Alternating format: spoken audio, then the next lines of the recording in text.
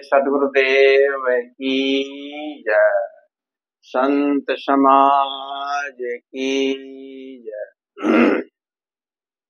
मेरे आध्यात्मिक एवं व्यवहारिक जीवन के आत्म प्रेरणा स्रोत मेरे परम आराध्य सद्गुरुदेव एवं मंच पर आसीन अपने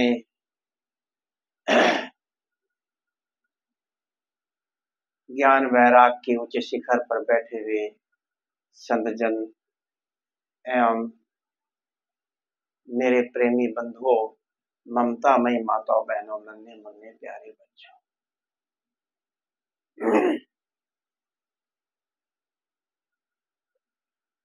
थोड़ा सा विचार। कल मोबाइल में मैं सुन रहा था, बड़ा विवाद कबीर साहब को लेके हो रहा था। संत रामपाल जी के अनुयायी थे, बड़ा विवाद से बोल रहे थे और दूसरे विपक्षी लोग भी बोल रहे थे और अनुरुद्धाचार्य जी का भी उसी ने विचार डाला था। किसी ने कहा कबीर साहब को लोग भगवान कहते हैं, क्या वो भगवान है? उन्होंने कहा भगवान नहीं, वो भक्त हैं। भगवान तो राम है, कृष्ण है, विष्णु है, भक्त हैं।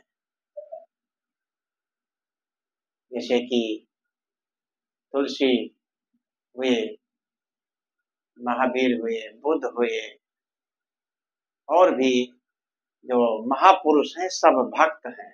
सही कहा, भक्त हैं। लेकिन भगवान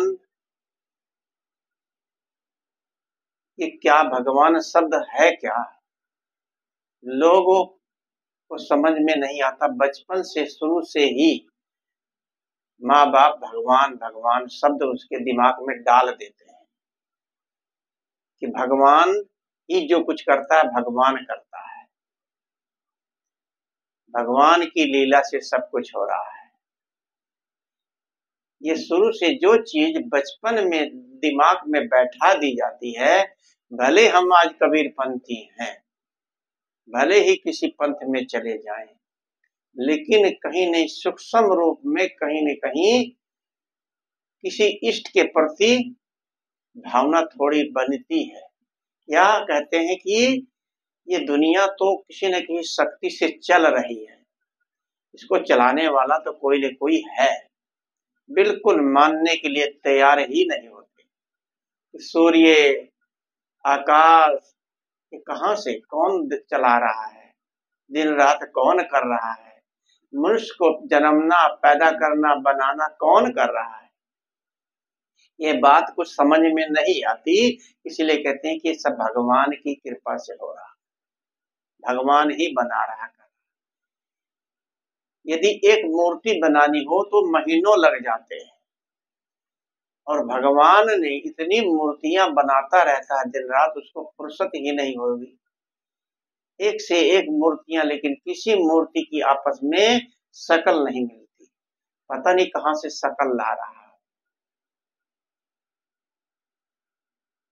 तो भगवान का हवा जो इतना दिमाग में घुसा हुआ है, वो कह रहे कि कबीर साहब भगवान हैं। उन्होंने ऐसे उल्टा सीधा उठपटांग, मैंने कुछ मैसेज भेजा, बीजक को पढ़ते नहीं है एंड दूसरे ग्रंथों का उदाहरण देते हैं, वेद का। वेद में कहा कबीर साहब अवतारी हैं, कहाँ लिखा है वेद? वेद का उदाहरण दे रहे हैं कि वेद में कबीर साहब भगवान है, परमात्मा है। वेद के अंदर कबीर नाम है, लेकिन इन कबीर साहब का नाम नहीं। वेद में ईसा नाम है, पर ये ईसा का नाम नहीं है, उनके अर्थ कुछ और है। वेद में कहीं भी कृष्ण जी को भी भगवान नहीं बताया गया। वाल्मीकि रामायण उठा लीजिए, कहीं एक जगह भी भगवान नाम है ही नहीं राम का। कबीर साहब को भगवान बना दिया। कह रहे कि कबीर साहब जुलाहा थे, जुलाहा, वो भगवान कैसे हो सकता है?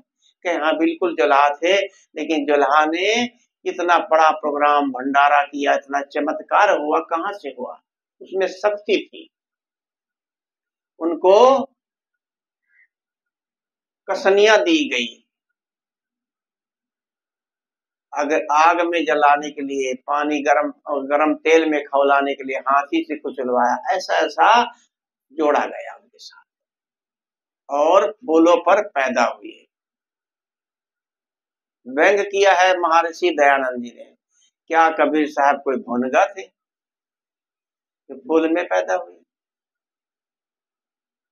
क्या फूल में कोई बच्चेदानी है? फूल में कोई पैदा होता है? कबीर साहब की बीजक को पढ़ते नहीं है, भगवान भगवान कर रहे थे, लोग आपस में खूब उलझ रहे थे। मैंने मैसेज भेजा भी कि कबीर साहब ने रामायणी में कहा है, एक जनी जना संसारा, कौन ज्ञान से भय निनारा, भव बालक भग द्वारे आया, भव भोगी के पुरुष का आया। एक जनी, एक समान सब जन्मे हैं। सब उसी तरह से कबीर साहब ने भी, वो भी कहते मैं भी उसी तरह जन्मा हूं। सब मर गए, एक दिन हमहू मर जाए भाई। उन्होंने सभी जितने भी तुम्हारे भगवान हैं, जितने भी अवतार हैं, मर मर गए दसों अवतारा। गोरखनाथ मच्छंदर मर गए दसों अवतारा। ब्रह्मा विष्णु शिव सहित मोये अविनाशी, किसी को भी नहीं कबीर साहब ने छोड़ा है, सब मर गए। कहाँ कौन जीवित है? कबीर साहब भी मर गए, कबीर साहब भी नहीं है, लेकिन कबीर साहब को भगवान बना के लोग पूज रहे हैं। ये देखा देखी सब फैल रहा है। रामपाल जी ने ज्यादा ही अडंबर फैला दिया, भगवान बना के कबीर साहब को। प्रचार करना अच्छी बात है महापुरुषों का, लेकिन उसके साथ भगवान सब जोड़ना। खुद को भी कहते हैं अवतारी हूं मैं।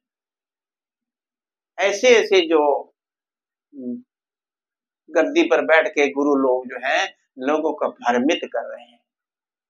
कबीर साहब किसी के नहीं है, कोई भगवान, कोई शब्द होता ही नहीं। भगवान कहते हैं महान को। भगवान आप भी बन सकते हो, आप में विशेषता हो, भगवान बन सकते हो।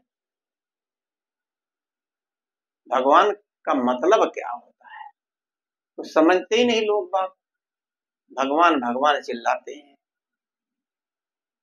भगवान कितने हैं? एक भगवान, सबका मालिक कहते हैं एक है। जब एक है तो अनेक कहां से पैदा कर दिया आप लोगों ने? सब अपने अपने भगवान को अलग अलग खड़ा कर रखा। असली भगवान अगर है, उसको निकल के बोल देना चाहिए, भाई आप लोग लड़ो मत, मैं हूं असली भगवान, मैं हूं असली अल्लाह खुदा। कोई भगवान निकल के नहीं बोलता। कोरोना काल ने सारी पोल पट्टी खोल के रख दी। कोई भगवान नहीं, सब मंदिर मस्जिद गुरुद्वारे सब बंद थे। किसी भगवान को भोग नहीं लगा, सब भूखे सो रहे थे, सब प्यासे थे, कोई सब में ताला लगा हुआ था। कोई भगवान नाराज नहीं हुआ। कहाँ गया भगवान? किसी का दुख क्यों नहीं हरा, निकल के क्यों नहीं आया? लाश पर लाश दुनिया इतनी मर रही थी कि कोई भगवान पैदा हुआ? किसी भगवान ने कृपा करी, किसी की रक्षा करी? फिर बाद में भगवान का हुआ खड़ा कर देते हैं।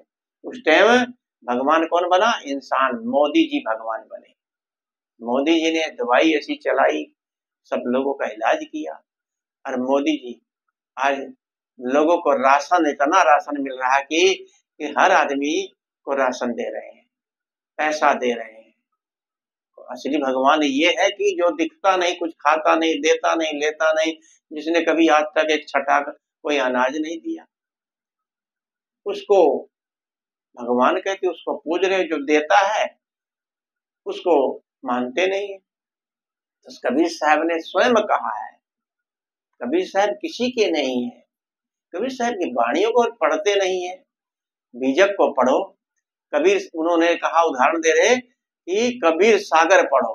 कबीर सागर में कबीर साहब स्वयं परमात्मा है, अवतारी है। अरे इन ग्रंथों को, इन्हें सब ग्रंथ, ये पुराण सब, कबीर सागर किसका बनाया है? स्वयं रामपाल जी ने बनाया, कोई कवि ने बनाया। कबीर साहब को पढ़ना था, कबीर बीजक पढ़िए, कबीर बीजक में जो लिखा है उसको मानो ना। वैसे उलझ रहे हैं, लड़ रहे हैं। कबीर साहब बीजक में क्या कहते हैं? कहे नीर छीर का करे निबेरा, कहे कबीर सोई जन मेरा। जो नीर छीर का करे निबेरा, नीर छीर क्या है? जैसे कि हंस पानी मिले हुए दूध में, दूध हंस के पास रख दो, उसमें से कहते हैं कि दूध पी लेता है, पानी छोड़ देता है। और ऐसे ही हर चीज का नीर छीर का निबेरा जो करता है, वाणी का निबेरा करता है, इन सब चीजों में उलझना नहीं चाहिए। हम लोग उनकी वाणियों को समझते नहीं है, उलझ रहे हैं। भगवान बना बना के कबीर साहब को लेके लड़ रहे हैं लोग। कबीर साहब ने कहा अपने आप को भगवान बताया, कहाँ अवतारी बताया? बीजक को नहीं पढ़ते कब? कबीर सागर ले लो, अनुराग सागर ले लो, इनमें तो सब युद्धंतित कहानी घड़ी गई है। कबीर बीजक पढ़ो जो स्वयं कबीर साहब का बनाया हुआ है, स्वयं उन्होंने बोला है, लिखा है। तो कबीर साहब किसके हैं? वो किसी के नहीं। करे कहे कबीर सोई जन मेरा, वही मेरा है जो नीर छीर का निबेरा करे, दूध का दूध, पानी का पानी अलग करे। और जो नीर छीर का निबेरा नहीं करता, उलझा हुआ है भगवान देवी देवताओं में, इसमें उलझा हुआ है। गोस्वामी जी भी पारखी बात करते हैं, वो खुद कहते हैं, जब उनको ज्ञान होता है वो पारखी बात बोलते हैं। कहते हैं निर्मल मन जन सो मोहि पावा, मोह कपट छल छिद्र न भावा। गोस्वामी जी भी कबीरी भाषा बोल रहे हैं, मोहि पावा।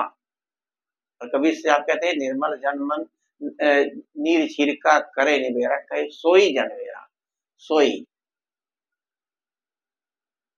गोस्वामी जी कह रहे हैं कि निर्मल जन सो मोहि पावा, जिसका निर्मल मन हो, पवित्र मन हो, वही मुझे प्राप्त कर सकता है। जो उसके अंदर छल कपट हो, मन साफ न हो, आत्मा पवित्र न हो, वो मुझे प्राप्त नहीं कर सकता। अब यहाँ कहाँ किसकी पूजा की बात करी है? कौन से राम की पूजा की बात कर रहे हैं? कौन से परमपिता परमात्मा भगवान अवतार की बात कर रहे हैं? गोस्वामी जी स्वयं कह रहे कि जिसका मन पवित्र है, हृदय बसे ते राम न जाना, राम नाम का मर्म है। हृदय में बसने वाले राम को जानो, अंतर आत्मा राम। ये हीरा रूपी जीवन हम लोग माटी के मोल में बिता रहे हैं, हमें पता ही नहीं है इसकी कीमत क्या है। ऐसे एक राजा थे, राजा के पास लोग कुछ कुछ चढ़ाते थे, दान देते थे, चढ़ाते थे। कोई फल फूल चढ़ा रहा, कोई धन दौलत चढ़ा रहा, कोई कुछ चढ़ाता था, पूजा करते थे। एक संत आए, संत ने भी देखा लोग कुछ कुछ चढ़ा रहे, मैं भी कुछ चढ़ा दूं। तो संत ने एक फल, जंगली फल, जंगल में रहते थे, दे रखा था। जंगली फल ले जाके संत को, राजा साहब को अर्पित कर दिया।